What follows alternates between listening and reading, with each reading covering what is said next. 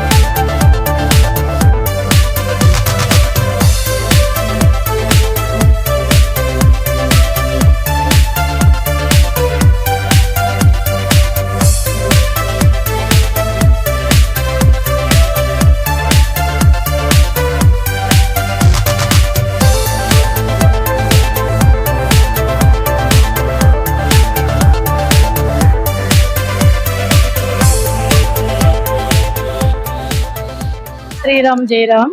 ನಾವು ಈಗ 2 ವರ್ಷದಿಂದ ಬರ್ತಾ ಇದ್ದೀವಿ. ತುಂಬಾ ಚೆನ್ನಾಗಿ ನಡೀತಾ ಇದೆ. ತುಂಬಾ ಖುಷಿ ಆಗುತ್ತೆ ದೇವರಿಗೆ. ಏನಂದ್ರೆ ಇದೆಷ್ಟೆಲ್ಲ ಸೌಕರ್ಯ ಮಾಡಿದಾರಲ್ಲ, ತುಂಬಾ ಖುಷಿ ಆಗುತ್ತೆ. ಧನ್ಯವಾದ. ನನ್ನ ಹೆಸರು ರೇಣುಕಾ ಅಂತ. ನಾವು ಸುಮಾರು ವರ್ಷದಿಂದ ಪ್ರತಿ ವರ್ಷನೂ ಬರ್ತಾ ಇದ್ದೀವಿ. ನಾವು ಇಲ್ಲಿ ಬಂದಲ್ಲಿ ನಮ್ಗೆ ಒಳ್ಳೇದಾಗಿದೆ. ಇಲ್ಲಿ ಎಲ್ಲ ವ್ಯವಸ್ಥೆಗಳು ಚೆನ್ನಾಗಿದೆ. ಎಲ್ಲ ಕ್ಯೂನಲ್ಲಿ ವ್ಯವಸ್ಥೆ ಚೆನ್ನಾಗಿ ಮಾಡಿದ್ದಾರೆ. ಎಲ್ಲ ದೇವರುಗಳನ್ನ ಚೆನ್ನಾಗಿ ಕೂರಿಸಿದ್ದಾರೆ. ನಮ್ಗೆ ಇಲ್ಲಿ ಬಂದ್ಮೇಲೆ ಒಳ್ಳೇದಾಗಿದೆ. ಜೈರಾಮ್.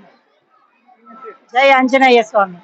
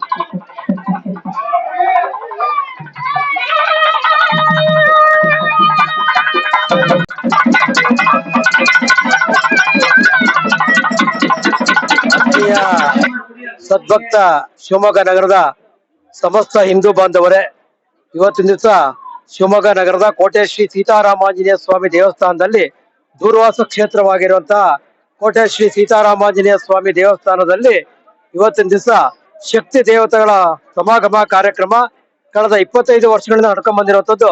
ಈ ಬಾರಿ 26ನೇ ವರ್ಷದ್ದು. ಬಹಳ ವಿಜೃಂಭಣೆಯಿಂದ ವೈಭವಯುತವಾಗಿ ಎಲ್ಲ ಶಕ್ತಿ ದೇವತೆಗಳು ಸಹ ಈ ಒಂದು ಕಾರ್ಯಕ್ರಮದಲ್ಲಿ ಪಾಲ್ಗೊಂಡಿರುವಂತದ್ದು ನಮ್ಗೆಲ್ಲ ಹೆಮ್ಮೆಯ ಸಂತೋಷ. ಈಗಾಗಲೇ ಶಿವಮೊಗ್ಗ ನಗರದ ಸಾವಿರಾರು ಜನ ಭಕ್ತಾದಿಗಳು ಕೋಟೆ ಶ್ರೀ ಸೀತಾರಾಮಾಂಜನೇಯ ಸ್ವಾಮಿ ದೇವಸ್ಥಾನಕ್ಕೆ ಬಂದು ಈ ಒಂದು ಭಕ್ತಿ ಸಂಗಮದ ಈ ಕಾರ್ಯಕ್ರಮದಲ್ಲಿ ಪಾಲ್ಗೊಂಡಿದ್ದಾರೆ. ಬಹಳ ವಿಶೇಷ ಏನಪ್ಪಾ ಅಂತಂದ್ರೆ, ಧಾರ್ಮಿಕ ಜಾಗೃತಿ, ಸಾಮಾಜಿಕ ಸಾಮರಸ್ಯದ ಉದ್ದೇಶವನ್ನ ಇಟ್ಕೊಂಡು ಕಳೆದ 25 ವರ್ಷಗಳಿಂದ ಈ ಒಂದು ಕಾರ್ಯಕ್ರಮ ನಡ್ಕೊಂಡ್ ಬರ್ತಾ ಇರೋದು ವಿಶ್ವ ಹಿಂದೂ ಪರಿಷತ್ನ ನೇತೃತ್ವದಲ್ಲಿ ವಿಶ್ವ ಹಿಂದೂ ಪರಿಷತ್, ಬಜರಂಗ ದಳ ಮತ್ತು ಶಕ್ತಿ ದೇವತೆಗಳ ಸಮಾಗಮ ಸಮಿತಿ ಈ ಮೂರರ ಆಯೋಜನೆಯೊಂದಿಗೆ ಈ ಕಾರ್ಯಕ್ರಮ ನಡೀತಾ ಇದೆ. ಈಗಾಗಲೇ ಸುಮಾರು 50ಕ್ಕೂ ಹೆಚ್ಚು ಶಕ್ತಿ ದೇವತೆಗಳು ಈ ಕಾರ್ಯಕ್ರಮದಲ್ಲಿ ಬಂದಿರುವಂತದ್ದು ನಮ್ಗೆ ಬಹಳ ಸಂತೋಷವಾಗಿರುವಂತದ್ದು.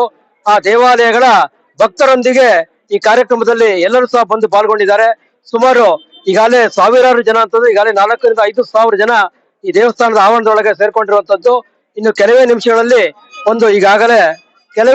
ಈಗಾಗಲೇ ಮಹಾಮಂಗಳಾರತಿ ಆರಂಭ ಆಗತ್ತೆ.